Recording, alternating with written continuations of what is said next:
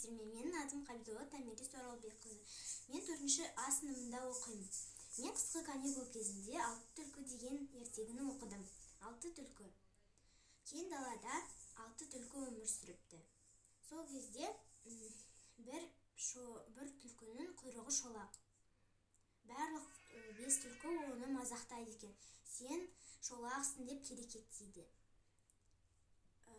Ол ішінен айтады: мен осы 5 түлкіні қалай шолақ қылсам екен? Сол кезде маған үйтіп күлмеуші еді дейді.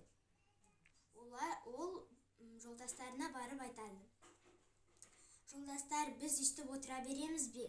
Оданша біз орманға барып бір ойын ойнайық дейді.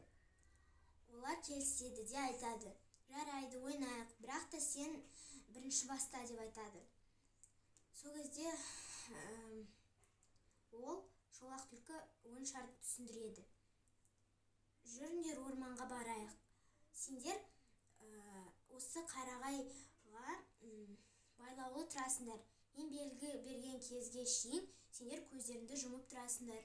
Мен белгі бергенде сендер көздеріңді ашасыңдар дейді. Сол кезде шолақ түлкі айтады: ана жақта, жолдастар, сақтаныңдар, ана жақта бүркіт ұстап келе жатқан аңшылар келе жатыр дейді. Сол кезде түлкілер қорқып қашып, сасқалақтап қашады. Сол кезде олардың құйрықтары кесіліп, шолақ болып кетеді. Ешкім оларды енді мазақтамай, шолақсыңдар деп айтпайды екен.